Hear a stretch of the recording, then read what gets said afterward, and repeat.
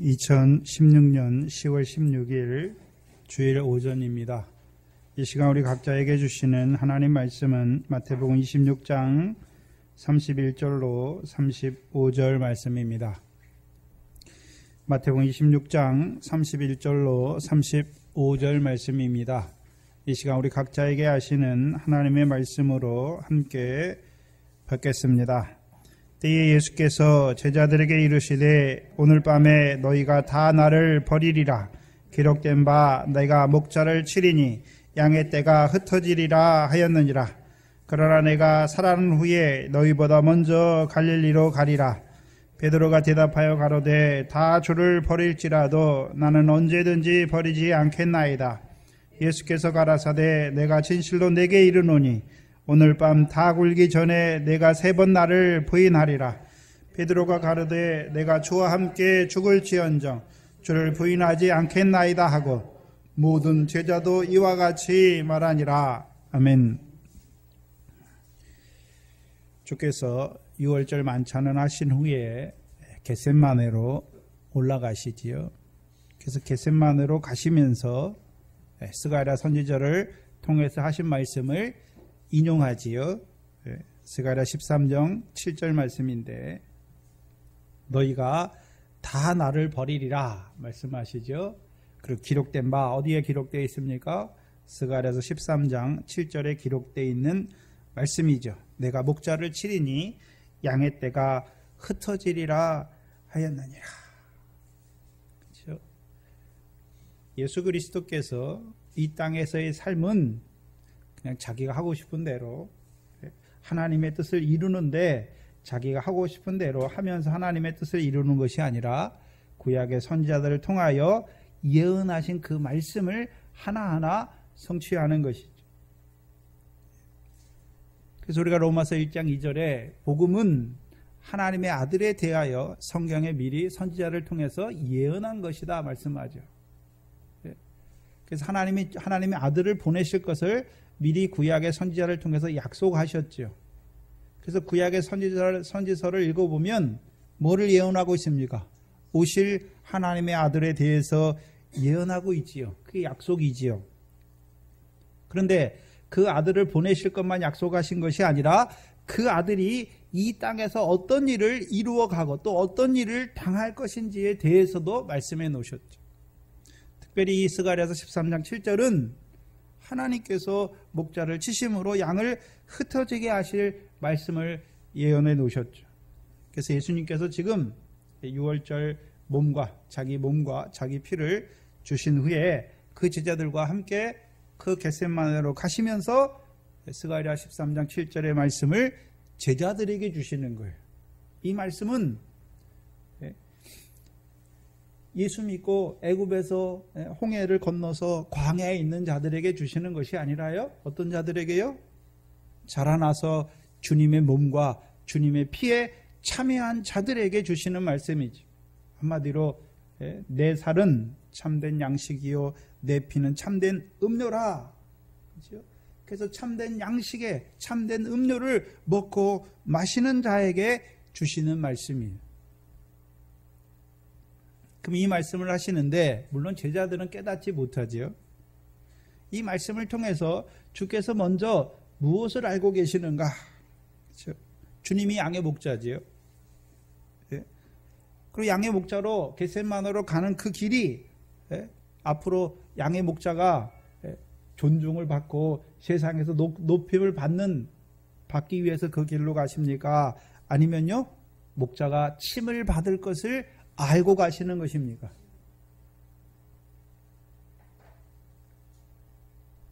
예수께서는 겟셋마네로 가는 그 길이 목자인 자기가 앞으로 무슨 일을 당할 것인지를 알고 가는 길이고 제자들은요 그걸 알지 못하고 예수님이 가시니까 덜렁덜렁 쫓아가는 것이죠. 내가 목자를 치리니 친다는 것은 단순히 한 대 때린다는 것을 말하는 것이 아니라 죽임을 당할 것을 알고 계시는 것입니다. 또한 또 아는 것은 무엇입니까? 그로 인해서 목자를 따르던 양들도 다 흩어질 것을 미리 알고 계시는 것이죠. 그렇다면 겟세마네로 가는 그 길은 주님께서 죽으러 가시는 것이죠. 고난을 받으시고 죽으러 가는 것이지요. 우리가 생각해 봐야 하는 것은 주님도 분명히 우리와 똑같은 육신의 몸을 가지셨습니다. 먹지 않으시면 배고프신 것이고, 자지 않으시면 피곤한 것이고, 다치시면 아프신 것이죠. 육신의 몸을 가진, 그렇죠? 그래서 성육신 하셨다. 우리의 육신을 입고 오셨잖아요. 그래서 우리가 육신에 당하는 모든 것들을 주께서 먼저 맛보신 것이지요. 그럼 육신을 가진 사람이 고난과 죽임을 당하는 것을 누가 좋아하겠습니까? 좋아할 사람이 없어요. 그런데 왜 주님은 왜 제자들의 배반과 또 온갖 멸시와 모욕과 고난과 죽음을 당할 것을 아시면서도 왜 그 길을 올라가고 하시는가? 올라가고 있는가 하는 것이죠. 왜 올라가십니까? 첫 번째, 자기를 보내신 아버지의 뜻이 무엇인지를 아는 것이죠. 요한복음 10장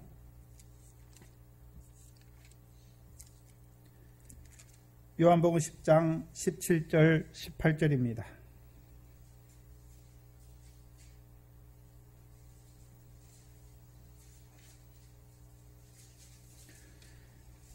요한복음은 예수님께서 나는 무엇이다 에고 에이미 구절이 나오는데, 그렇죠? 예수님이 자기를 나는 양의 목자다. 그 목자가 양을 위해서 해야 되는 일이 무엇입니까?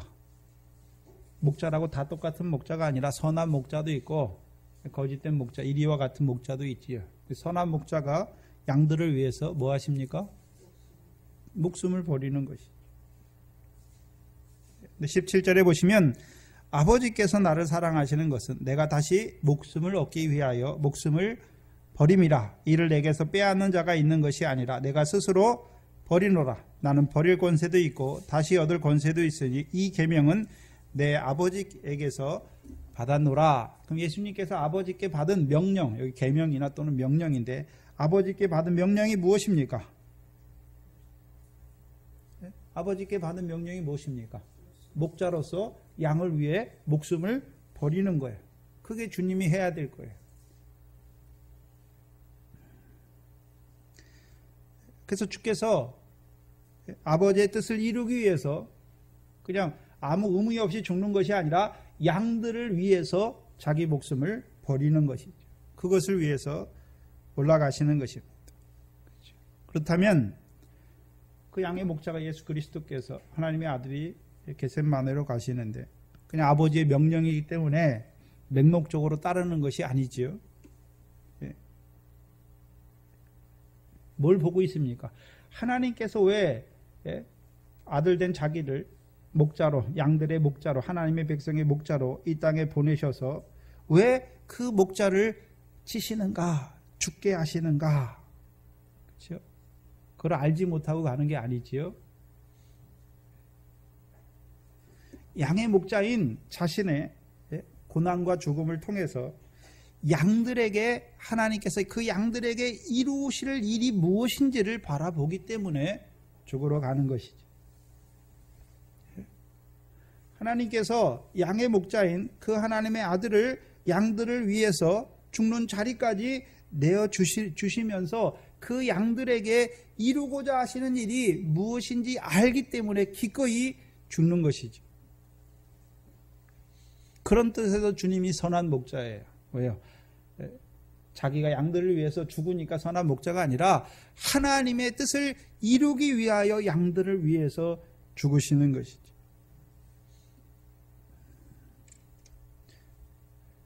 그럼 양들이 다 누구 양입니까? 목자의 양이죠.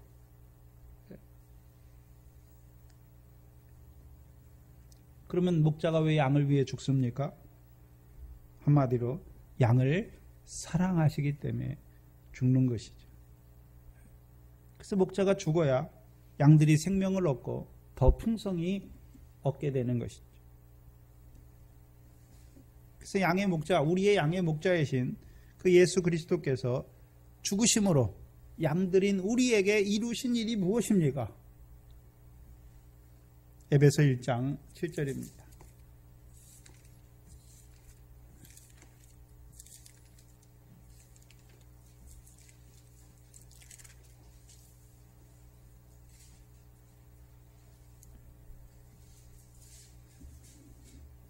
두 주, 세 주에 걸쳐서 계속 하는데 주의 죽으심에 대해서 하는데 똑같은 걸 하는 것이 아니라 점점 더 깊어지고 있죠. 그래서 다른 성경에서는 또 뭐라고 하는지 찾아보고 있는 것이지요.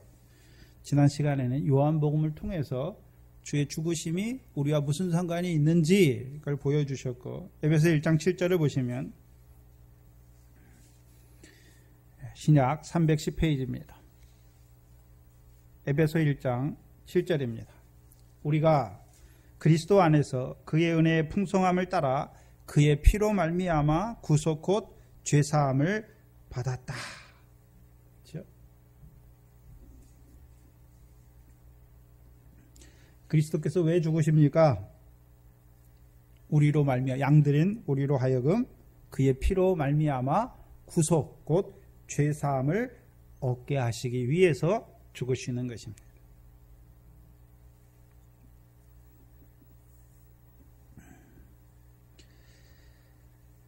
그래서 주의 죽으심은 살에 관한 주님의 몸에 관한 말씀이 아니라 주의 피에 관한 말씀이에요.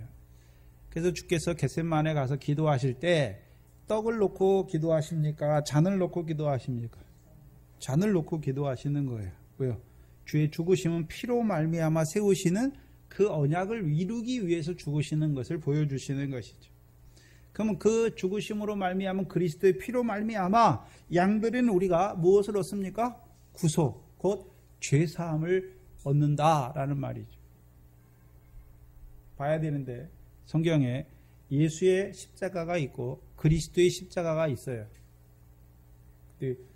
대부분의 사람들은 예수의 십자가나 그리스도의 십자가나 다 똑같지. 그렇죠? 아니요. 틀려요.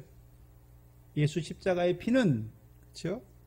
예수님께서 십자가에 죽으시고 흘리시는 피, 그 피를 보시면서 제일 처음 무슨 말씀하십니까? 아버지여 저희를 사하여 주옵소서 자기의 하는 일을 알지 못한다. 그래서 예수는 마태복음 1장 21절에 자기 백성을 저희 죄에서 구원하세요. 근데 어떤 죄입니까? 요한복음 1장 29절에 세상 죄를 지고 가는 하나님의 어린 양이에요. 세상 죄. 저와 여러분이 세상에 있을 때 알지 못하고 지은 그 모든 죄를 예수의 십자가로 용서하시는 것이죠. 그래서 저와 여러분이 예수 십자가 처음 믿어질 때 여러분이 무슨 죄를 회개합니까? 내가 하나님 말씀 따라서 죄를 범한 거, 형제를 미워한 거 그런 거 회개하지 않잖아요. 왜? 말씀이 없으니까. 내가 하나님의 백성이면서도 하나님을 알지 못하고 애과 같은 세상 사람으로 살았던 그 죄를 회개하는 것이죠. 그럼 그리스도의 십자가는요? 그리스도의 십자가로 말미암아 우리를 죄에서 사함받게 하시는 그 구속의 역사는 이제 예수의 십자가가 믿어져서 애굽에서 나왔어요. 그래서 하나님께서 뭘 주십니까? 시내산에서 율법을 주시죠. 그렇죠? 그럼 하나님 백성은 이제 율법에 주신 하나님의 언약의 계명을 따라 살아야 되는 것이죠. 그렇죠? 근데 하나님 백성이 그렇게 삽니까? 율법을 범합니까? 율법을 범하면 율법은 지키면 뭐가 있고요? 복과 생명이 있지만 범하면요. 율법의 저주를 받게 되는 것이죠. 그렇죠? 그럼 그 율법의 저주에서는 예수의 십자가로 속량하십니까? 그리스도의 십자가로 속량하십니까? 그리스도의 십자가예요. 그래서 갈라디아 3장에 율법의 저주에서 속량하시는 그리스도의 십자가를 우리에게 보여주시는 것이죠. 그래서 예수님께서 십자가에 죽으시면서 피를 흘리시지만 또 요한복음에서는요. 죽으신 후에 창을 찌르니까 옆구리에서 뭐가 나옵니까? 피와 물이 나오는 것이죠.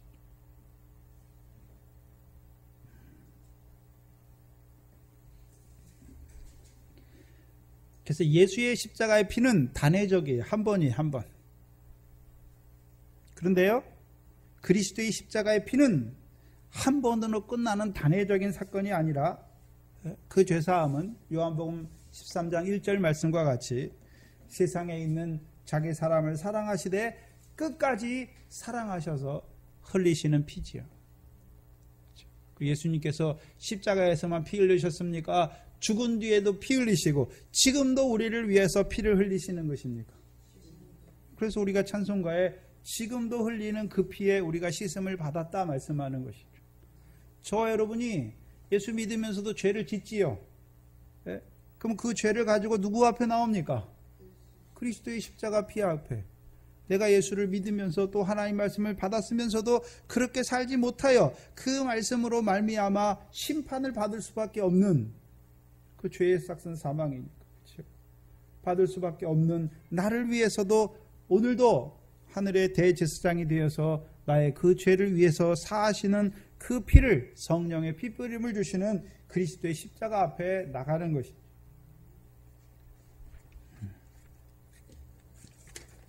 그래서 저와 여러분이 이제 예수 그리스도 안에서 믿음을 따라 살아간다고 하지요. 근데 여전히 우리 속에 뭐가 있습니까? 원죄의 역사와 또한 우리가 짓는 자범죄로 인하여 육신을 벗을 때까지 우리가 죄를 지을 수밖에 없어요. 저와 여러분이.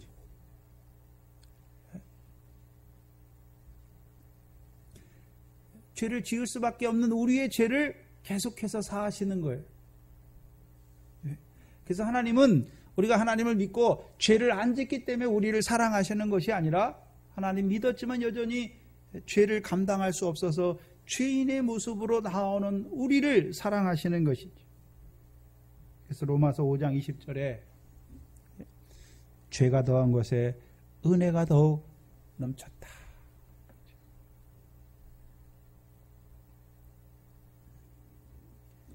그래서 우리에게 율법을 주셨는데 율법이 우리에게 뭐를 더하게 하십니까?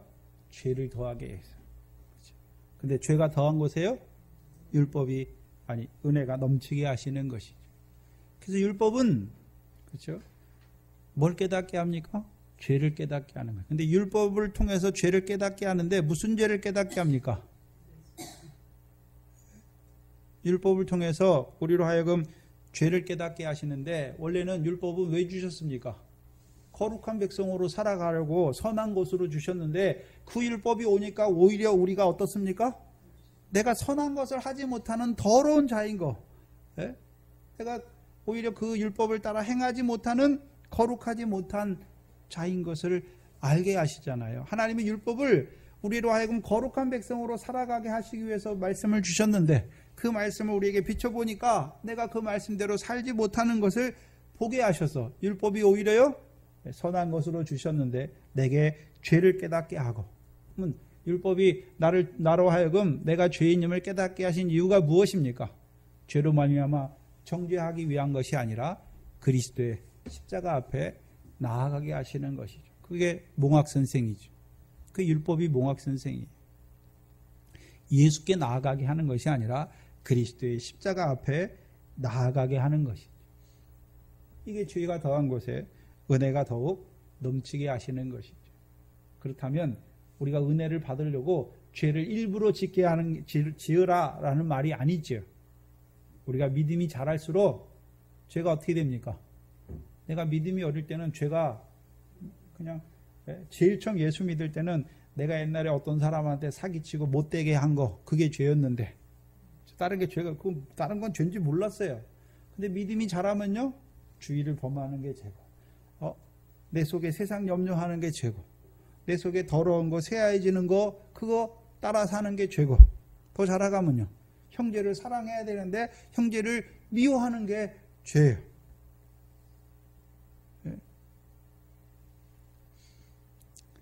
우리가 믿음이 자랄수록 죄를 더 많이 짓는 것이 아니라 죄를 더 밝히 보는 거예요. 또한 죄를 더 깊게 보는 것이죠. 그래서 사도 바울은 자기를 죄인 중에 괴수라 고백하는 것이죠. 그러면 하나님은 누구를 사랑하십니까? 죄인을 사랑하시니까. 그럼 죄를 하나 진 상과 죄인의 괴수를 사해 주실 때 어떤 자가 사랑을 더 많이 있습니까? 죄가 큰 자가 사랑을 많이 입는 것이죠. 은혜를 많이 입는 것이죠. 우리가 생각해 봐야 되는데, 우리가 예수를 믿잖아요. 믿는데 여전히 또 뭐 합니까? 죄 가운데 살아갈 수밖에 없어요. 저와 여러분. 근데 우리가 예수 믿으면서도 여전히 또한 하나님의 말씀을 받으면서도 죄 가운데 살아갈 수밖에 없도록 하나님이 하셨어요. 그게 하나님의 경륜이에요. 하나님의 백성인 우리가 물론 믿음이 어릴 때에는 죄가 뭔지도 모르고 죄에 속해서 막 죄가 뒤범벅이 되면서 살잖아요.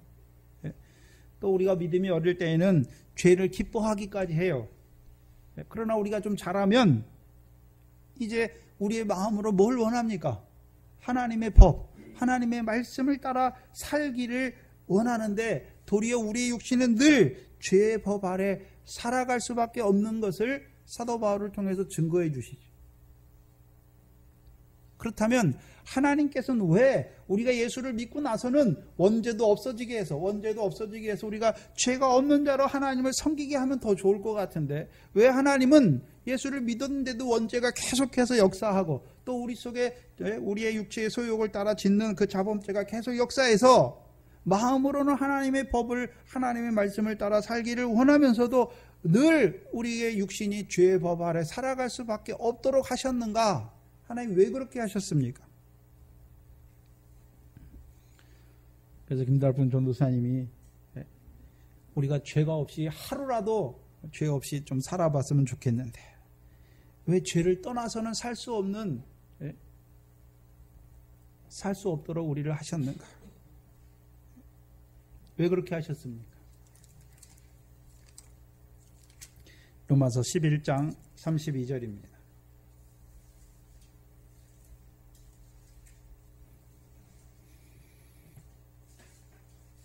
로마서 11장 32절입니다.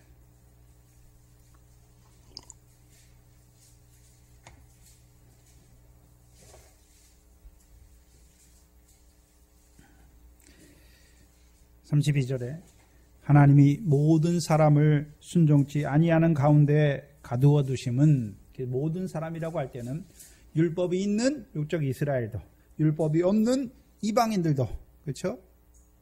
이방인들은 율법을 통해서 죄가 뭔지 모르니까 늘 죄 안에 살아가는 것이고, 육적 이스라엘도요, 율법을 받았지만 율법이 자기들을 뭐로 증거합니까? 너희가 죄인이다. 율법으로는 죄를 깨닫게 해서 그들도 죄인임을 깨닫게 하시죠. 그러면 하나님이 왜 모든 사람을 여기 순종치 아니한 가운데, 죄 가운데 두셨냐 하는 것이죠. 왜 그렇게 하셨습니까? 모든 사람에게 긍휼을 베풀려 하심이라.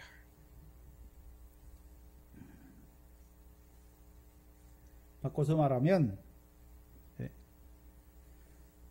우리가 이 세상에 살아갈 때에 죄인을 사랑하시는 그 하나님의 긍휼 안에서만 살아가게 하시려고 하신 것이죠.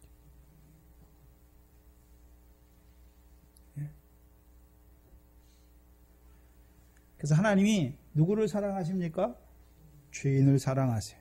누구 안에서요? 그리스도 안에서. 그래서 이것을 창세기 2장으로 바꿔 말하면 죄인을 사랑하시는 그리스도 안에서, 그리스도의 십자가 안에서 죄인을 사랑하시는 하나님을 떠나 독초하지 못하게 하시려. 여러분, 바다 물고기가 나는 물이 싫어요. 그래서 물 밖으로 나가면 어떻게 됩니까? 죽어요.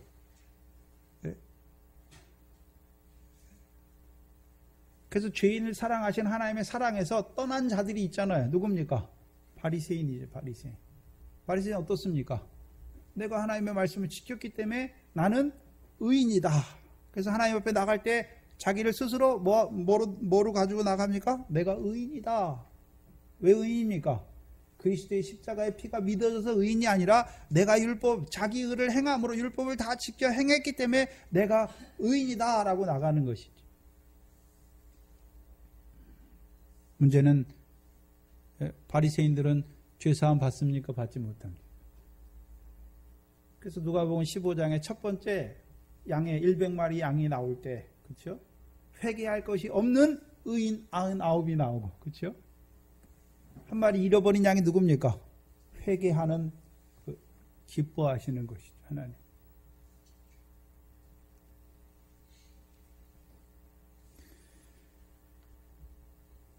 그래서 죄인을 사랑하시는 하나님의 사랑에서 떠나면 다 누가 됩니까? 바리새인이 돼요.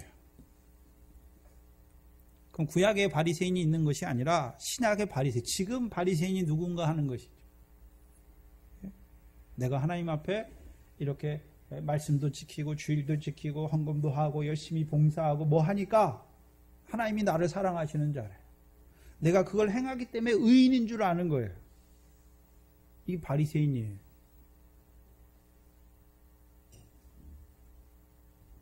왜요? 자기가 한 걸 붙들어요.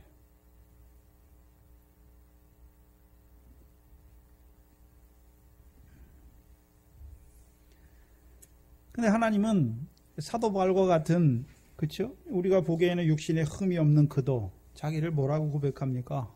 죄인 중에 괴수죠, 괴수. 그럼 사도 바울이, 그렇죠? 분명히 자기를 그리스도 예수의 사람이라고 말하죠. 그럼 그리스도 예수의 사람은 육체와 함께 정과 욕심을 다 십자가에 못 박았어요. 이제 육신으로 사는데 뭘 위해 삽니까? 성령을 따라 살고 성령으로만 행하는 것이죠. 그래서 사도 바울은 거기에 더 나가서 그리스도의 남은 고난을 자기의 육체에 채우기를 기뻐했던 사람인데 그가 또 무슨 죄를 크게 졌겠습니까? 디모데후서를 쓰면서 디모데후서를 쓸 때가 사도 바울이 죽기 거의 한 달에서 2주 전이에요. 그러면 그 사도, 자기의 죽음을 앞두고 있는 사도가 자기를 뭐라고 고백합니까? 죄인 중에 괴수라고 고백할 때, 그러면 그 사도 바울이 우리처럼 늘 세상 염려, 재리의 유혹에 떨어져서 살았겠습니까? 아니면 썩어질 거, 더러운 거, 쇠하해지는 거, 육체의 소욕을 따라 살았겠습니까? 아니죠. 이미 그리스도 예수의 사람이니까 그거 다 끊었고, 또한 그리스도 예수의 일꾼으로 하나님의 복음의 제사장으로 이방인을 성령으로 말미암아 하나님이 드리는 그 일에 전심전력했던 그가 왜 자기를 죄인의 괴수라고 고백합니까? 이제 죄의 수준이 달라요. 사무엘이 마지막 고별 설교에 자기가 마지막 백성 앞에서 자기 삶을 반추하면서 뭐라고 그럽니까? 내가 너희를 위하여 기도하기를 쉬는 죄를 범하지 아니하였다. 그러면 사무엘은 뭐를 죄로 여깁니까?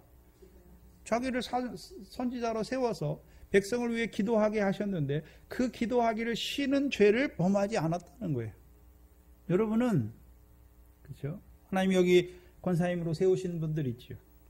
권사님들 매일 성도들 돌아가면서 기도하지 않는 게 죄라고 여겨집니까? 그거 회개하십니까?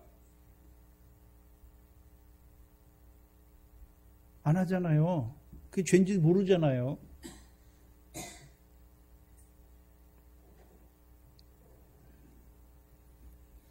죄인지 모르면 그게 죄가 아니에요. 아직 그 믿음까지 안 자랐단 말이죠. 그럼 사도 바울이 자기를 죄인의 괴수라고 고백할 때는 자기를 사도로 세운 데 불구하고 자기로 말미암아 내가 그 사도의 직분을 받았는데 그 사도의 직분에 더 많이 더 크게 충성하지 못한 게 죄예요. 또 하나님께서 자기를 이렇게 사랑하셨는데 그 사랑이 자기를 통해서 온전히 증거되지 못하는 게 죄라고 여기는 것이죠.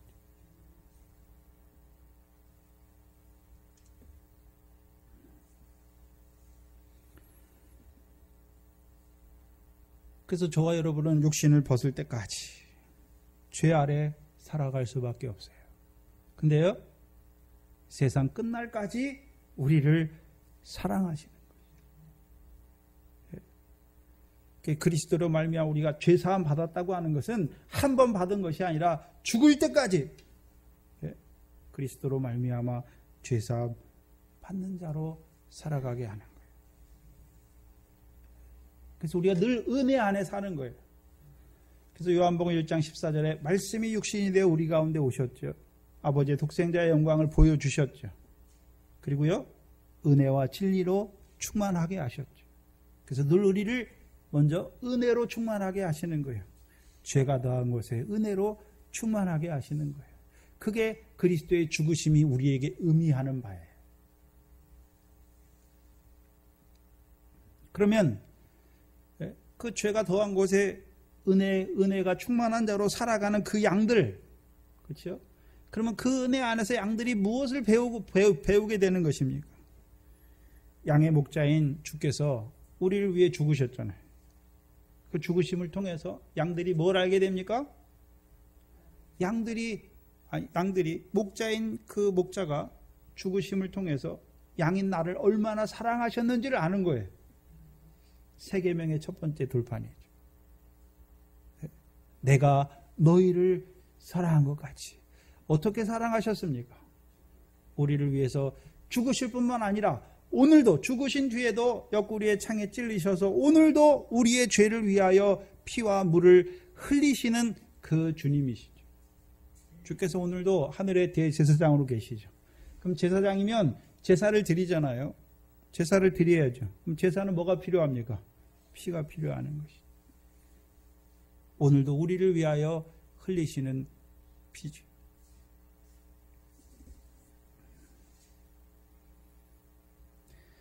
그래서 양들이 그 목자의 죽으심을 통해서 목자의 사랑을 알게 되는 거예요. 목자의 사랑. 저와 여러분이 지금까지 신앙생활 했는데 어떤 신앙생활 했습니까?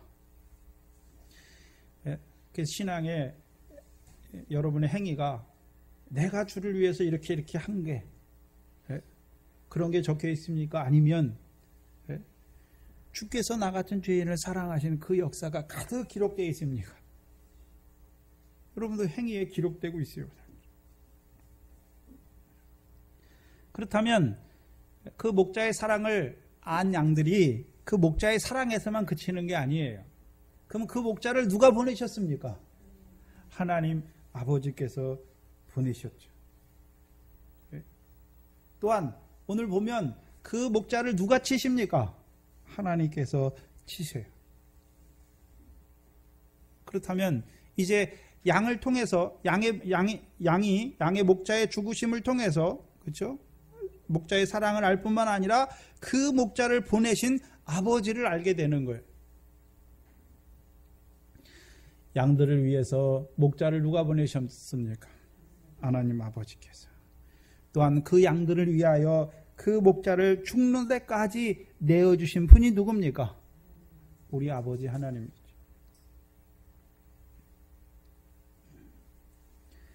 그래서 우리가 그 목자의 사랑을 통해서 그 목자를 보내신 아버지 하나님의 사랑도 알게 되는 거예요. 그래서 로마서 5장 8절이지요. 로마서 5장 8절입니다.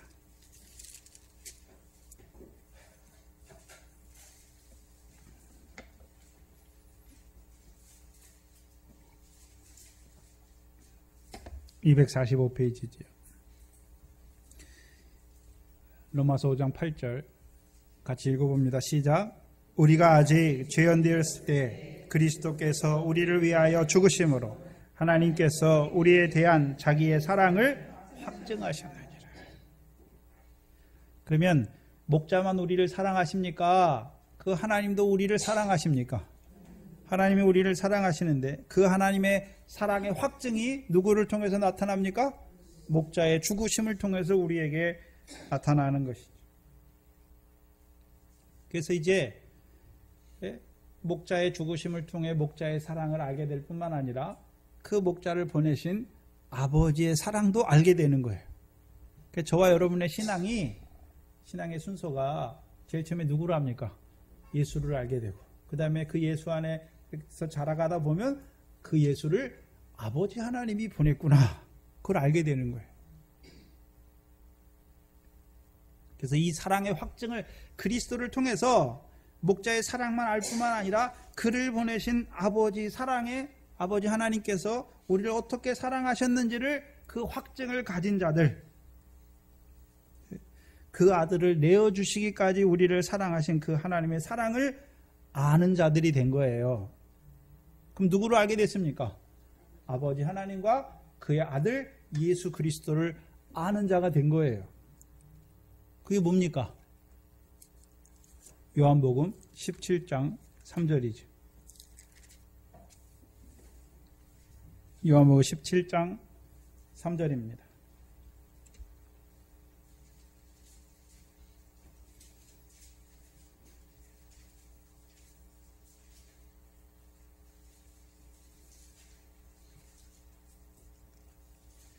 함께 읽습니다. 시작.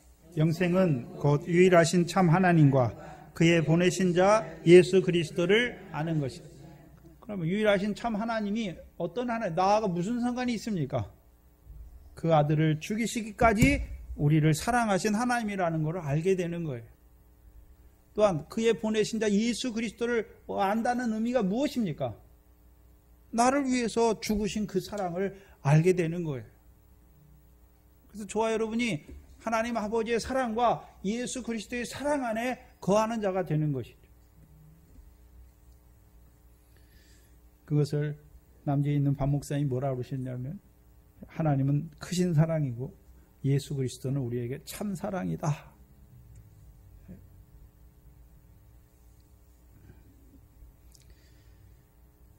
그러면 아버지 하나님의 크신 사랑과 그의 아들의 참 사랑을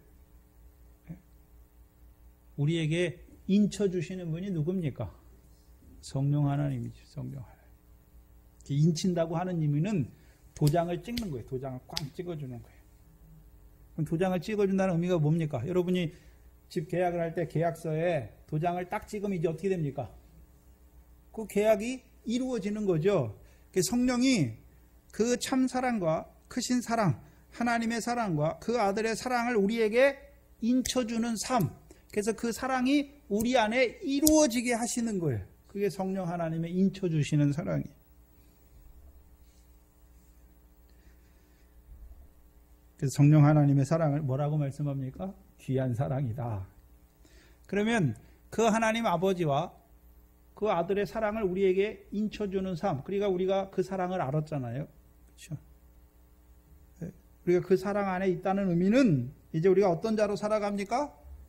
그 사랑을 알게 되면, 그러면 그리스도께서 나만 사랑하셨습니까? 하나님 아버지께서 나만 사랑하셨습니까? 하나님의 백성도 사랑하셨습니까? 하나님의 백성도 사랑하셨으니까 당연히 누굴 사랑하게 됩니까? 형제를 사랑하게 되는 것이죠. 그것이 요한복음 3장 16절이죠. 하나님이 세상을 이처럼 사랑하사 누굴 주셨습니까? 독생자를 주셨죠. 왜 주셨습니까? 믿는 자마다 멸망치 않고 영생을 얻게 하시려고. 근데 믿음은 은사잖아요. 성령의 은사지요. 믿음이 성령의 은사예요. 그 성령의 은사, 믿음을 말할 때 예수 믿는 믿음도 하나님이 주셔야 되지만, 거기서 말한 믿음은 어떤 믿음입니까? 삼위 하나님의 역사를 믿는 믿음이에요. 그래서 오늘도 저와 여러분이 삼위일체로 역사하신 하나님과 함께 하잖아요. 그렇죠? 그래서 성부, 아버지와 아들과 성령의 이름으로 우리에게 세례를 주시죠. 우리가 그 세례 안에 있다는 의미는 오늘도 삼위 하나님의 역사 안에 살아가는 거예요. 그럼 삼위 하나님의 역사 안에 살아간다는 말은 무엇입니까? 하나님의 크신 사랑과 예수 그리스도의 참 사랑과 성령 하나님의 귀한 사랑 안에서 하나가 되는 것이죠. 그 사랑 안에 하나예요. 하나님의 사랑과 그리스도의 사랑과 성령으로 말미암아 그 하나님과 그리스도의 사랑을 우리에게 인쳐주시는 그 사랑 안에서 살아가는 거예요. 그럼 삼위 하나님 안에 살아간다는 의미가 무엇입니까? 성령의 열매, 사랑을 사랑하는 자로 살아가는 거예요. 그럼 사랑하는 자로 살아가면, 성령의 열매를 맺는 삶을 살아가면 이제 그 삶이 무엇입니까? 하나님의 나라를 유업으로 얻게 하는 삶이죠. 그럼 그리스도께서 우리를 위하여 고난과 죽음의 길을 뭐 때문에 가십니까? 우리로 하여금 한마디로요, 영생을 얻게 하시려. 한마디로요, 하나님의 사랑과 그리스도의 사랑을 아는 자로 세우시기 위해서.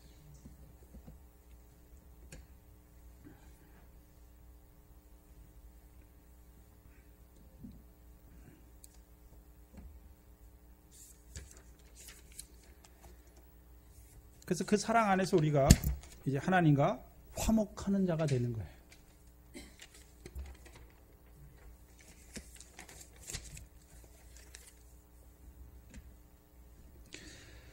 그래서 주께서 그 길을 겟세마네로 가는 그 길의 의미를 스가랴서 13장 7절을 통해서 인용하셨을 때 그냥 하나님께서 내가 목자를 치리니 양들이 흩어지리라 말씀하실 때 그냥 아무렇지 않게 그냥 단순하게 말씀하시는 것이 아니라 이 성경 안에 들어가면요 그게 얼마나 깊이가 있는지를 우리에게 보여주시는 거예요. 그 양의 목자는 자기가 죽을 것을 알면서도 올라가죠. 왜 올라갑니까? 양들을 위해서. 그렇죠? 죽으시러 가시는 거예요. 양들을 사랑하기 때문에 죽으시러 가는 것이죠. 그래서 그 양들이 지금은 흩어졌지만 이제 그 양들이 돌아오게 되면 그리스도께서 나를 위해 죽으심으로 나를 어떻게 사랑하셨는지를 알게 되고 또한 그 그리스도를 죽는 자리까지 내어주신 아버지 하나님을 그 사랑을 알게 되는 것이죠.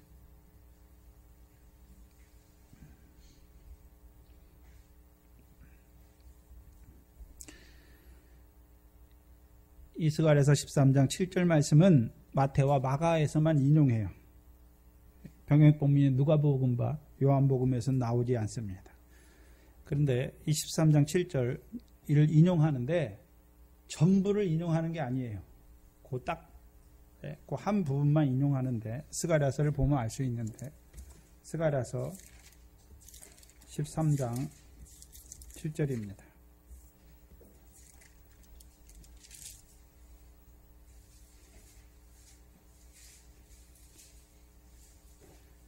그래서 우리가 구약의 예언서를 볼 때 스가랴 13장 7절을 보시면 구약 1324페이지죠.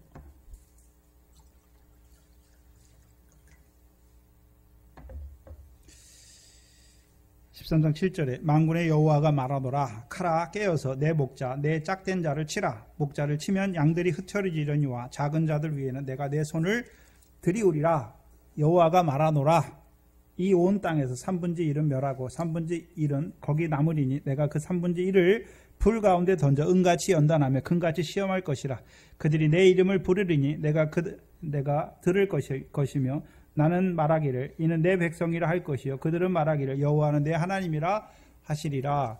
근데 스가랴 본문에서는 그냥 내가 칼을 일으켜서 내 목자를 치고 양들이 흩어질 것만 말하는 것이 아니라 그 뒤에 이어지는 거예요. 그렇죠? 여호와께서 어떻게 하십니까? 3분의 1을 멸절하고 3분의 1은 양들의 3분의 1은 어떻게 하십니까? 연단하시잖아요. 은같이 연단하며 금같이 시험하시죠. 그래서 그 연단이 끝나면 다시 어떻게 하십니까? 돌아오게 하셔서 그들은 내 백성이 되고 나는 그들의 하나님이 될 것을 말하는 것이죠.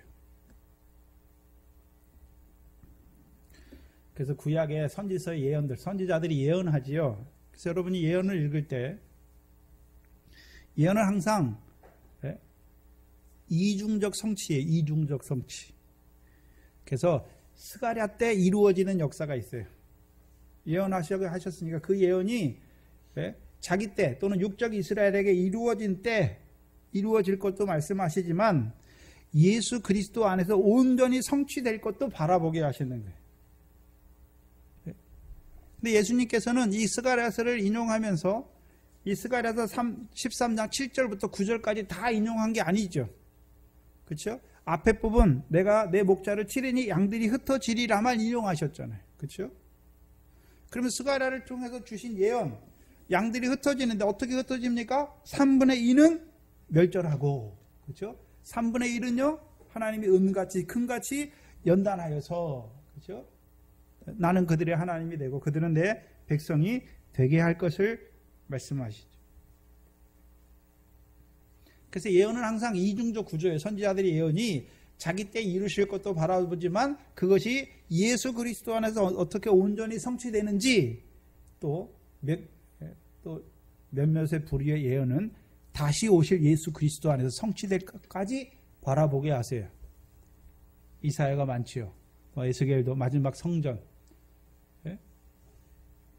성전에 대한 예언, 또한 이사야를 통해서는요, 새 하늘과 새 땅에 대한 예언이 마지막 때까지, 또한 다니엘을 통해서는요, 개국 이래로 없던 큰 환란을 통해서 예수 그리스도께서 오시기 전에 있을 그것까지 바라보게 하시는 것이죠. 그러면 예수님께서는 지금 이 스가랴서 13장 7절로 9절까지 다 인용하신 것이 아니라 딱 본문만 딱 떼가지고 자기에게 인용하시잖아요. 내가 내 목자를 치니 양들이 내게서 흩어질 것을 말씀하시죠. 그렇다면 우리가 스가랴서를 볼 때 먼저 스가랴 때 이스라엘 백성에게 이루어진 걸 봐야죠. 그렇죠? 스가랴는 바벨론 포로 후에 돌아온 스룹바벨과 함께 돌아온 선지자의 제사장 가문 중에 제사장의 가문에 속한 자인데 학계와 함께 외치던 선지자예요. 에스겔서 5장을 보시면 포로 후의 선지자지요. 그래서 에스겔서 5장을 보시면 이 3분지 1은 멸하고 3분지 1은 어떻게 되고 이게 에스겔서 5장의 이미지를 스가랴가 가져오는 거예요. 그래서 에스겔은 바벨론 포로의 첫 번째 선지자잖아요. 그럼 스가랴는 그 바벨론 포로가 끝난 후에 돌아온 하나님께서 그들을 돌아오게 하셔서 다시 고토로 돌아왔을 때의 선지자죠.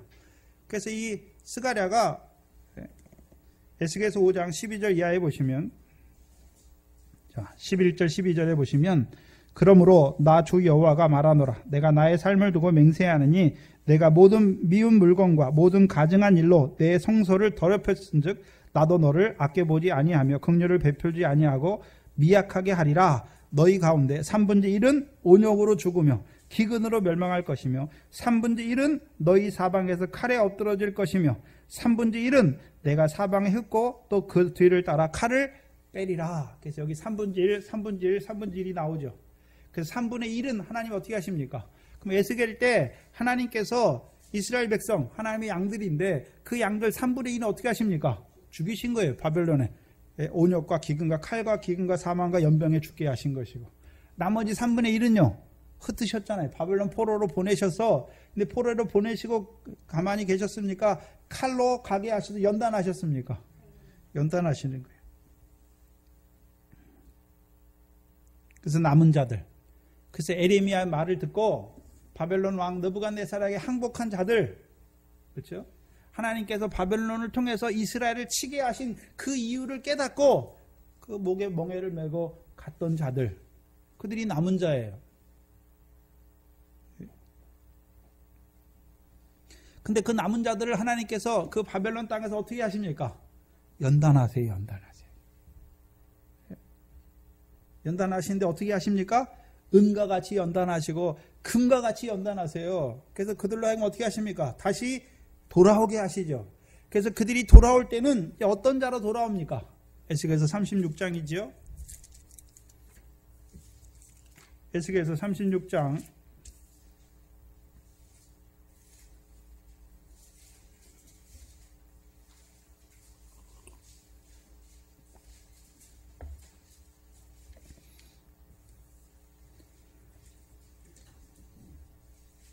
22절 23절부터 보시면,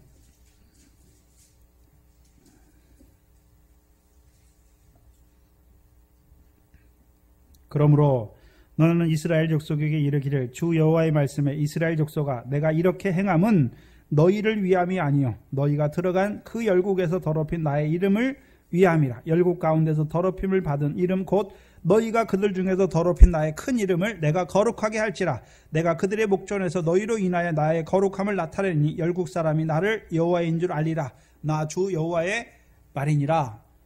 그럼 이스라엘 백성이 하나님의 이름을, 여호와의 이름을 거룩하게 해야 되는데 그들이 더럽게 함으로 하나님이 그들을 열국에 흩으셨죠. 그래서 열국에 흩은 다음에도 열국 가운데서 그들이 바로 한 게 아니에요. 그렇죠? 그 가운데서도 하나님의 이름을 더럽힌 그들을 하나님이 어떻게 하십니까? 다시 데리고 사하시고 다시 데려오시는데, 이스라엘 백성이 잘했기 때문에 데려오시는 것이 아니라 열국 가운데 더럽힌 나의 이름을 여호와께서 거룩하게 하시는 거예요. 그럼 여호와께서 자기 이름을 거룩하게 하실 때에는, 그렇죠? 여호와 이름은 누구와 함께 하십니까? 이스라엘 백성과 함께 하시는 거예요. 이스라엘을 거룩하게 하시는 거예요. 그래서 어떻게 거룩해 하십니까? 너희가 뭘 잘했기 때문에 거룩하게 한 것이 아니라,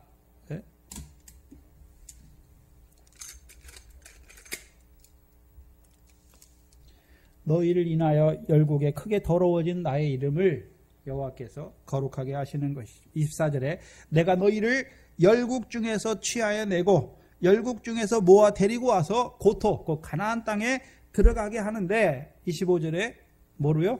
맑은 물로 너희에게 뿌려서 너희로 정결케 하되. 그럼 돌아오게 하는 과정이 무엇입니까? 맑은 물을 뿌려서 정결케 하여서 돌아오게 하는 것이죠. 그럼 정결함의 내용이 무엇입니까? 너희 모든 더러운 곳에서와 모든 우상을 섬김에서 너희를 더럽게 할 거다. 깨끗하게 할 거다. 정결하게 할 거다. 그럼 이스라엘 백성이 바벨론 포로로 끌려가게 된 이유가 무엇입니까? 더러운 행위, 또요 우상을 섬김으로 바벨론 포로에 끌려가지요. 그래서 하나님께서 바벨론에서 돌아오게 하실 때는 어떻게 하십니까? 그들이 스스로 모든 더러운 것에서 깨끗하게 됐기 때문에 하나님이 데려오는 것이 아니라, 하나님이 그들을 시험하고 연단하셔서 맑은 물로 그들에게 부셔서 그들로 모든 더러운 것에서 정결하게 하시고, 모든이에요, 모든 더러운 것에서 정결하게 하시고, 모든 우상을 섬김에서 정결하게 하셔서 그들을 데려오시는 거예요. 그게 하나님의 역사예요. 데려오게 하셔서 그들로 그 가나안 땅에 거하죠. 그래서 26절 27절에 돌아온 그들에게 새 영을 너희 속에 두고 새 마음을 너희에게 주되 너희 육신에서 굳은 마음을 제하고 부드러운 마음을 줄 것이며 또 내 신을 너희 속에 두어 너희로 율례를 행하게 하리니 너희가 내 규례를 지켜 행할지라. 내가 너희 열조에게 준 땅에 너희가 거하여 내 백성이 되고 나는 너희 하나님이 되리라. 그래서 하나님께서 나는 너희 하나님이 되고 너희는 내 백성이 되게 하실 때에는 어디까지 거쳐야 됩니까? 바벨론 포로의 자리까지 돌아오게 하셔서 이제 모든 우상에서와 모든 더러운 곳에서 정결하게 되게 한 그들에게 성령을 부어주어서 그들로 야곱에게 세운 율례를 지키는 자로 세워줄 때에 이제 너희는 내 백성이고 나는 너희 하나님이 되는 것이죠. 그러면 학계 스가랴 때가 언제입니까? 스룹바벨과 함께 바벨론 포로에서 돌아온 자들이죠. 돌아왔잖아요. 그럼 1차적인 성취가 이루어진 것이죠. 그래서 이사야서 10장을 보시면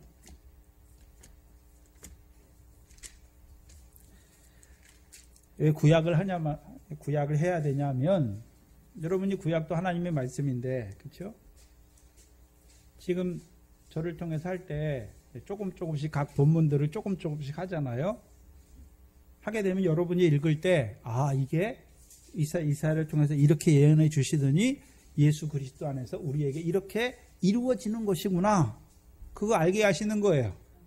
또한요, 다음에 이제 이사야를 풀 때 그게 기존에 하나님이 주셔서 풀게 하신 것들이 연결되어서 이제 저와 여러분은 구약적인 그것만 갖고 가는 것이 아니라 예수 그리스도 안에서 우리에게 이루어진 그 안에서 이사야 본문을 따라가면 어떻습니까? 이제 그리스도 안에서 어떻게 이사야를 통해서 예언하게 하시고 어떻게 우리에게 이루어 가시는지를 보게 하시는 거예요. 그래서 구약도 그리스도 안에서 읽어야 되는 거예요. 20절, 21절, 22절이죠. 이사야를 통해서 이미 하나님께서 이스라엘 백성을 치실 것을 말씀하잖아요. 이사야 6장에 밤나무 상수리나무를 하나님 베시잖아요. 그렇죠? 바벨론 포로로 옮기실 것을 말씀하시는 것이죠. 20절부터 보시면 이사야 10장 20절에 그날에 이스라엘의 남은 자와 야곱 족속의 피난한 자들이 다시는 자기를 친자를 의뢰하지 아니하고 이스라엘의 거룩한 자 여호와를 진실히 의뢰하리니 남은 자 곧 야곱의 남은 자가 능하신 하나님께로 돌아올 것이라. 이스라엘이여 내 백성이 바다의 모래 같을지라도 남은 자만 돌아오리니 넘치는 공의로 회별이 작정되었습니다. 그럼 하나님이 이스라엘을 하나님이 치시기로 작정하셨잖아요. 근데 그 중에 남은 자들은 어떻게 하십니까? 다시 돌아오게 하실 것을 말씀하시는 거죠.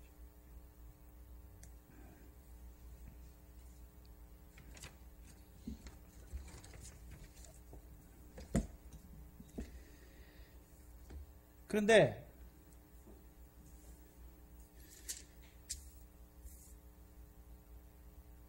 예레미야 21장을 보시면 23장을 보시면 물론 이사야에서도 나와요.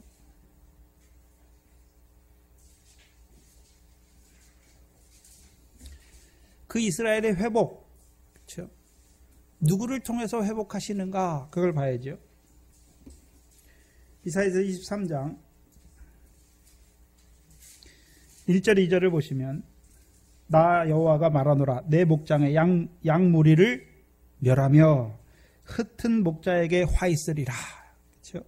그러므로 이스라엘 하나님 나 여호와가 내 백성을 기르는 목자에게 이같이 말하노라 너희가 내 양 무리를 흩으며 그것으로 몰아내고 돌아보지 아니하였도다. 보라 내가 너희의 악행을 인하여 너희에게 보응하리라. 그럼 에레미야를 통해서 보응하는 것은 뭘로 보응하십니까? 북방에서부터 끌던 가마를 통해서 바벨론 왕을 통해서 이스라엘을 그 남은 유다를 어떻게 하십니까? 그들에게 그들의 악행대로 보응하시죠. 그럼 그때 이스라엘의 목자들은 어떤 자들입니까? 제사장들은 자기 권력으로 다스려요. 선지자는요.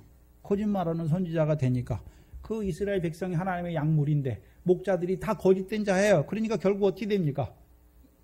에레미야를 보냈는데 양들이 그 거짓된 목자의 말을 들으면서 에레미야를 오히려 죽이려고 하니까 하나님이 결국 어떻게 하십니까? 그들을 흩어버리죠. 근데 3절에 보시면 내가 내 양무리에 남은 자를 그 몰려갔던 모든 지방에서 모아내어 다시 그 우리로 돌아오게 하리니 그들이 생육이 번성할 것이며 내가 그들을 기르는 목자들을 그 위에 세우리니 그들이 다시는 두려워하거나 놀라거나 축이 나지 아니하리라. 그래서 이게 1차적으로 언제 이루어집니까? 바벨론 육적 이스라엘이 바벨론 포로로 끌려갔다가 그 남은 자들이 다시 돌아오지요. 누구를 통해서요? 스룹바벨과 예수아와 그 다음에요 학개와 스가랴 선지자를 통해서 다시 돌아오는 1차적인. 근데 육적 이스라엘이 다시 돌아올 때 그들이 다시 돌아와서 성전을 재건하지요. 근데 온전치 못해요. 왜요? 누가 없습니까? 왕이 없죠, 왕이. 그래서 5절에 보시면 돌아오게 하실 때 누구를 통해 돌아오게 하십니까? 나 여호와가 말하노라 보라 때가 이르리니 내가 다윗에게 한 의로운 가지를 일으킬 것이라. 그가 왕이 되어 지혜롭게 행사하며 세상에서 공평과 정의를 행할 것이요 그의 날에 유다는 구원을 얻겠고 이스라엘은 평안히 거할 것이며 그 이름은 여호와 우리의 의라 일컬음을 받을 것이라. 그렇죠? 그리고 그러므로 나 여호와가 말하노라 날이 이르리니 그들이 다시는 이스라엘 자손을 애굽 땅에서 인도하여 내신 여호와의 사심으로 맹세하지 아니하고 이스라엘 집 자손을 북방 땅 그 모든 쫓겨났던 나라에서 인도하여 내신 여호와의 사심으로 맹세할 것이다. 누굴 통해서 인도하십니까? 왕 다윗에게 일으키시는 한 의로운 가지 그 왕을 통해서. 그래서 에스겔서 38장 24절에 에스겔서 37장 24절에 이 이사야와 에레미야의 예언 다윗에게 남은 의로운 한 가지를 통해서 하나님 백성을 다시 돌아오게 하시잖아요. 에스겔서 37장 24절에 내 종 다윗이 그들의 왕이 되리니 그들에게 다 한 목자가 될 것이다. 그래서 목자, 누구의 자손으로 오신 목자요? 다윗의 자손으로 오신 목자를 통해서 그들을 돌이켜 주실 것을 말씀하시는 것이죠. 그래서 하나님께서 이스라엘 백성을 흩으시잖아요. 바벨론을 통해서 흩으셔서 그들을 다시 돌아오게 하실 때, 그렇죠? 1차적으로 누구에게 응합니까? 그 여룻바알과 함께 돌아왔던 그들에게 임하잖아요. 그래서 그들이 어떤 삶을 산 자들입니까? 돌아온 그들을 하나님이 포로에서 돌아온 그들의 숫자를 다 일일이 적으시죠. 왜 적으십니까? 그들이 어떤 자란 말입니까? 이제 모든 정결한 물로 씻음받고 다시 돌아온 자의 삶을 산 자들. 하나님의 백성의 삶을 산 자들에 대해서 기록하시는 거예요. 그러면 그들이 돌아와서 성전을 재건하잖아요. 그리고 누구를 기다립니까? 다윗의 자손으로 오실 자기의 목자를 기다리시는 것이죠. 그래서 스가랴 9장 9절이 무엇입니까? 예루살렘 따라 시온 따라 기뻐하고 즐거워하라. 너희 왕이 내게 임하시나니 그는 공의로우며 겸손하여서 낙이 곧 나귀의 새끼를 타고 너희에게 임할 것을 바라보는 자들로 살아가는 것이죠.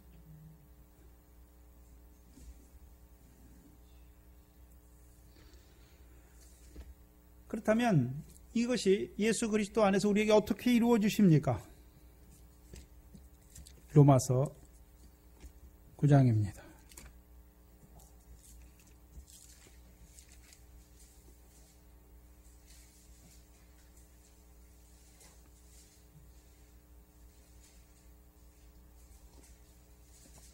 로마서 9장 27절, 28절, 29절에 또 이사야가 이스라엘에 대하여 관하여 외치되 이스라엘의 뭇자손과 뭇자손의 수가 비록 바다의 모래 같을지라도 누구만 구원을 얻습니까? 남은 자만 구원을 얻어요. 남은 자만.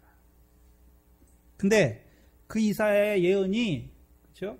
그 이사야 때 이루어졌습니까? 예수 그리스도 안에서 이루어진 걸 말씀하고 있습니까? 로마서는.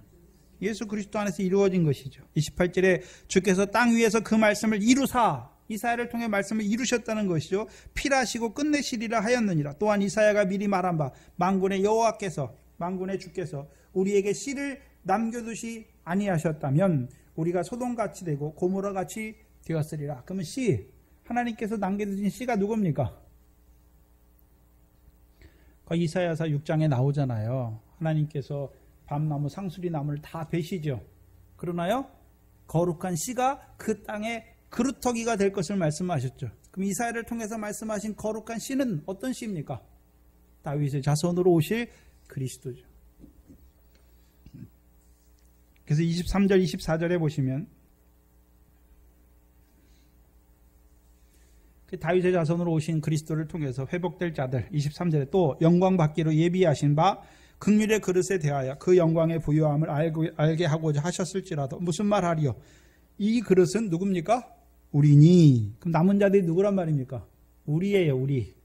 곧 유대인 중에서뿐만 아니라 이방인 중에서도 부르신 자예요. 그럼 이제 남은 자가 육적 이스라엘의 남은 자만 말합니까? 육적 이스라엘의 남은 자를 통해서 이방인된 우리를 부르셨습니까?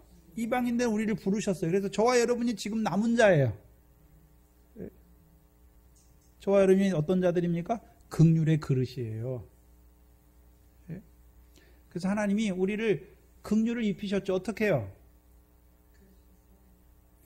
예수 믿어서 애굽에서 나오게 하신 게 긍휼을 입게 하신 것이 아니라 바벨론 포로의 자리까지 갖다 놓고 다시 돌이켜 주셔서 우리로 하여금 모든 더러운 곳에서 모든 우상을 섬김에서 정결하게 하셔서 긍휼의 그릇으로 세우신 것이죠.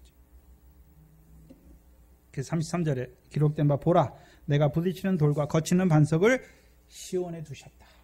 그래서 시온에 두신 시온의 모퉁이 돌로 오신 분이 누굽니까? 왕으로 오신 그리스도 예수지.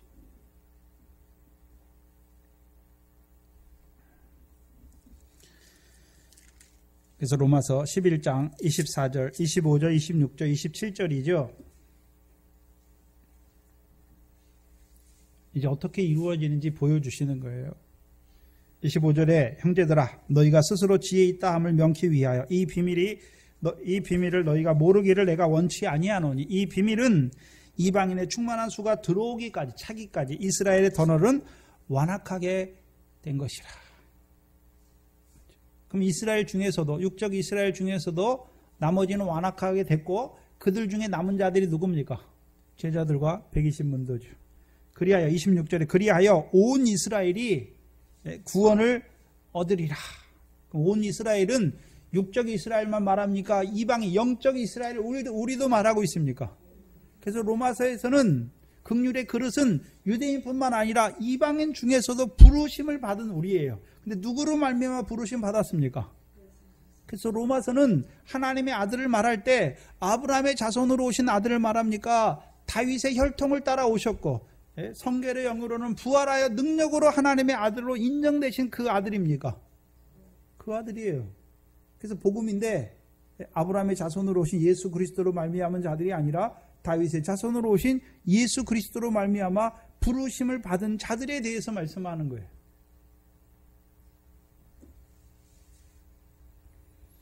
그렇다면 아브라함의 자손으로 오신 그리스도와 함께한 자들, 다윗의 자손으로 오신 그리스도와 함께한 자들의 차이가 무엇입니까?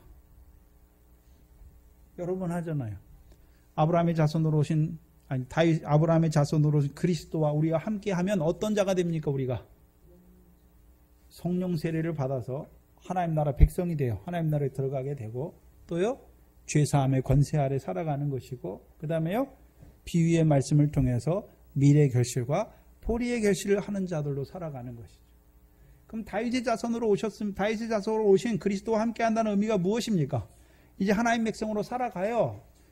그러나 가나안 칠족을 인해서 이스라엘 백성들이 어떻게 합니까? 늘 가시의 옆구리에 찔리고 올무 가운데 있는 그들을 위해서 하나님이 다윗을 세우시잖아요. 다윗을 세우시니까 다윗이 예루살렘을 시온이 되게 하죠. 가나안 칠족을 이스라엘 백성 앞에 복속시킨단 말이죠. 그래서 가나안 칠족이 다시는 육적 이스라엘에게 올무와 옆구리의 가시 역사가 못하는 것이죠. 또한 법궤를 시온에 올려서 이제 이스라엘 백성에게 시온에서 나오는 율법으로 가르쳐 주어서 그 시온의 복, 곧 영생을 이루어 가는 자들로 세우시는 것이죠. 저와 여러분에게는요, 다윗의 자손으로 오신 그리스도께서 이제 우리에게 뭘 이루어 주십니까? 우리 속에 우리를 더럽게 하시는 일곱 귀신의 역사를 밟게 하시고, 더 나아가서는요, 우리에게 칠병, 그 영생의 말씀을 주셔서 우리로 하여금 이 땅에 사는 날 동안에 열매 맺는, 하나님 나라 유업으로 얻는 열매 맺는 백성으로 세우시는 것이죠. 그게 시온 백성이에요. 그래서 26절에 보시면 로마서 11장 26절에 기록된 바 온 이스라엘이 구원이죠. 근데 어떤 자로 말미암은 구원입니까? 시온에 오시는 구원자예요. 시온에 오신. 그럼 시온에 오신다는 말은 시편 2편 6절에 내가 내 왕을 내 거룩한 산 시온에 세우 왕으로 오시는 거죠. 그래서 왕으로 오시는 것을 우리가 에스겔서 37장 24절에 내가 다윗에게서 한 왕을 다윗의 자손으로 오신 왕을 세워서 우리에게 다스리게 하실 것을 보여주셨죠. 그래서 그 왕이 우리를 다스리면 우리가 어떤 자가 됩니까? 일곱 귀신의 역사를 이기는 자가 돼요. 또한요, 이제 영생의 말씀으로 말미암아 우리의 삶이 그 영광에 합당한 열매 맺는 생명으로 사는 거예요. 그런데 이 다윗의 자손이 오시면 우리를 첫 번째 어떻게 하십니까? 야곱에게 경건치 않은 것을 돌이키세요. 그럼 저와 여러분이 경건치 않은 자로 살아가잖아요. 우리가 예수가 없는 자로 살아가는 것이 아니라 예수 그리스도 안에 살아요. 가나안 땅에도 하나님 나라에도 들어갔어요. 그렇죠? 근데 다윗이 말한 것 같이 일하지 경건치 아니한 자로 살아가는 자예요. 불법과 죄를 행하는 자로 살아간단 말이죠. 미래 결실을 해요. 보리의 결실도 해요. 그런데요, 늘 형제를 미워하는 가운데 살아가는, 열매를 맺지 못하는 자로 살아가는 것이죠. 그래서 경건치 못해요. 경건치 못해. 근데 경건치 못한 것을 어떻게 돌이키십니까?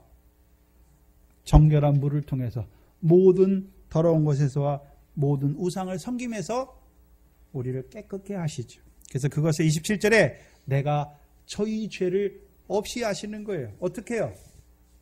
우리의 불법을 사하시고 우리의 죄를 가리우심으로 다윗의 행복을 얻게 하시는 것이죠. 그것이 새 언약의 첫 번째 돌판이죠. 우리를 사랑하신 그 사랑 안에서 자라게 하셔서 이제 우리로 하여금 이기게 하시는 거예요. 뭘 이기게 하십니까? 죄를 이기게 하시죠. 죄를 이기게 하세요. 어떻게 해요? 그리스도 예수 안에 있는 다윗의 자손으로 오신 시온의 모퉁이들로 세우신 그리스도 예수 안에 있는 그 생명의 성령의 법으로 죄와 사망의 법에서 이기게 하시는 거예요. 그러면 이긴 자의 삶은 어떤 삶입니까? 이제 성령으로 율례를 이루는 자의 삶을 살게 하시는 거죠. 곧 세계명의 첫 번째 돌판을 통해서 나 같은 죄인을 사랑하신 사랑을 통해서 죄가 더한 것에 은혜가 더욱 넘치게 하셔서 죄와 사망의 법에서 해방되게 하실 뿐만 아니라 이제 우리의 죽을 몸을 어떻게 해요? 살리시는 것이죠. 어떻게 해요? 그리스도 예수를 죽은 자 가운데 살리신 그의 영을 우리에게 부어주셔서 우리로 하여금 죽을 몸에서 살게 살리시는 거예요. 그래서 우리가 죽을 몸은 육신대로 살면 육신으로부터 흙으로 썩어져서 죽어요. 그러네요. 이제 영으로서 육의 행실을 죽이면 사는 자가 되는 거예요.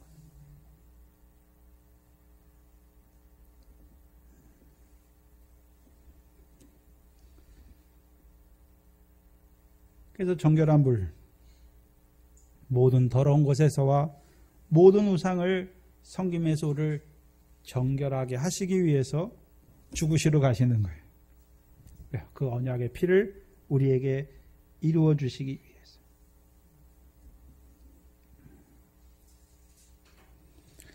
그래서 저와 여러분이 이제 주님의 죽으심을 바라볼 때 믿음의 어린아이처럼 예수 십자가, 세상 죄를 지고 가는 그것만 바라보는 것이 아니라 이제 우리를 위해서 오늘도 죽으신 다음에 흘리시는 그 피와 물을 통해서 우리로 하여금 우리의 죄를 없이 하시는 그 언약의 피를 이루시기 위하여 죽으러 가신 그 주님을 바라보는 자가 되어야 되죠. 그래서 그 피에 참여하는 것이죠. 저와 여러분이. 그래서 주께서 잔을 가져주시고 너희를 위하여 흘리는 바 언약의 피라 말씀하시죠. 그래서 주께서 죽으러 가시는데 뭐하러 가십니까? 피를 흘리시기 위해서 가시는 거예요. 무슨 피입니까? 우리를 모든 더러운 곳에서와 모든 우상을 섬김에서 사하시기 위해서.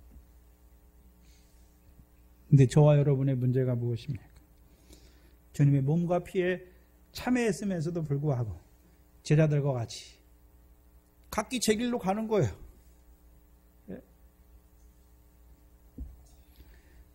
피와 상관없이 살아간단 말이죠. 예수님 제자들만 그 양을 버린 걸, 양의 목자를 치니까 다 흩어진 것만 보지 마시고 저와 여러분의 삶이 흩어지는 삶이 되면 안 돼요. 흩어졌다는 것은 누구 안에서 흩어졌습니까? 목자의 사랑 안에 거해서 살아가야 되는데 늘 제 길로 가는 거예요. 다시 한번 주께서 가시는 그 고난의 길을 겟세마네로 가는 길의 의미가 나와 무슨 상관이 있는지, 그 죽으심이 나와 무슨 의미가 있는지를 아는 자가 되어야 되죠. 그래서 우리가 믿음이 어릴 때는 예수님께서 내 죄를 위해서 죽으셨다. 더 자라가면요, 예수 그리스도께서 나로 하여금 거룩함을 얻기 위하여 죽으셨다. 더 자라가서는요, 나의 죄를 없이 하시기 위해서 죽으셨구나. 나에게서, 야곱의 자손인 나에게서 경건치 아니한 것을 돌이키시기 위해서 죽으시는 그 십자가를 바라보면서 오늘도 저와 여러분의 삶이 그 피에 합당한 자의 삶을 살아야 하는 것이죠. 기도하겠습니다. 하나님 아버지 감사합니다. 이 시간도 우리를 불러주시고 주님의 죽으심의 의미를 다시 한번 심오하게 더 깊게 우리에게 나타내 주시니 감사합니다. 우리가 늘 그 사랑 안에 살아간다고 하면서 양들과 흩어진 양들과 같이 각기 제 길로 갈 때가 많은 우리를 불쌍히 여겨 주시옵소서.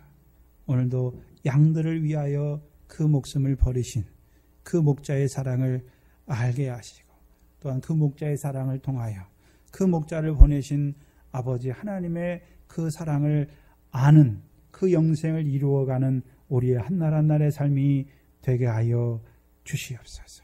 하나님 앞에 나올 때 하나님께서 우리에게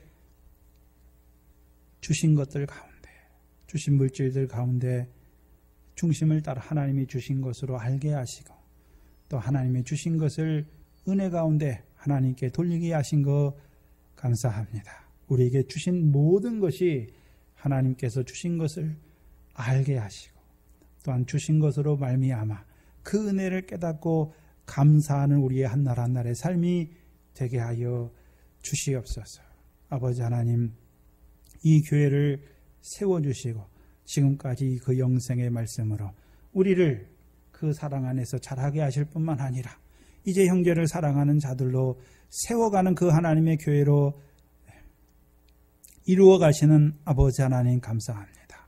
속한 권속들을 늘 이 영생의 말씀으로 붙들어 주시고 저들이 주의 죽으심에 참여하는 자로 살아갈 수 있도록 인도하여 주시옵소서. 또한 속한 권속들 가운데 아버지 하나님 병중에 있는 우리 강권사님과 또한 우리 이광영 지사님 불쌍히 여겨주시고 그 모든 것들이 아버지 하나님 그들의 영혼을 위하여 이루어 가심을 깨닫게 하시고 말씀과 기도로 거룩하여지는 하나님의 백성들 될 수 있는 좋은 기회가 될 수 있도록 인도하여 주시옵소서.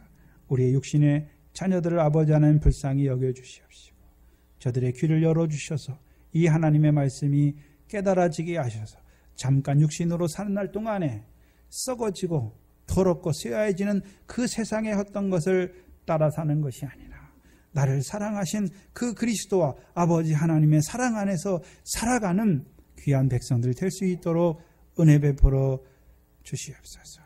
감사하며 예수님의 이름으로 기도하옵나이다. 아멘. 찬송가 411장입니다. 414장입니다. 1절과 4절입니다. 1절과 4절만 부릅니다.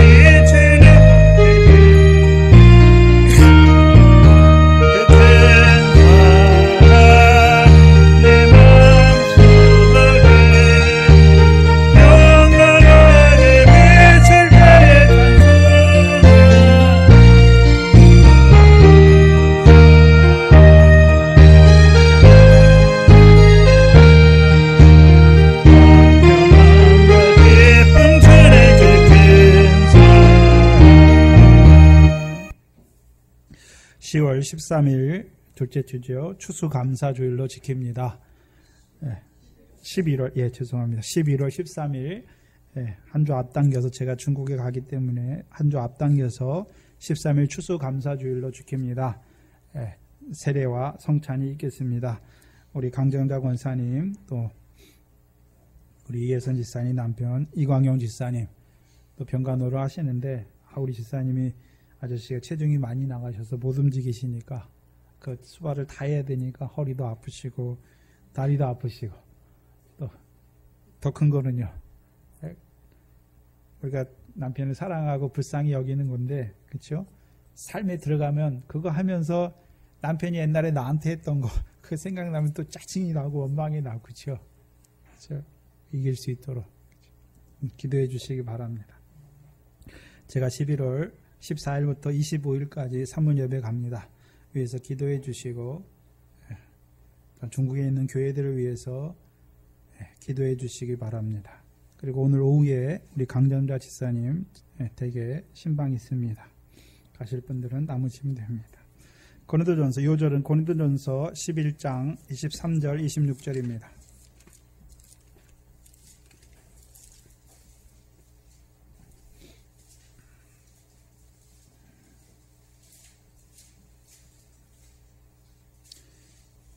(23절) (26절입니다) 함께 읽겠습니다.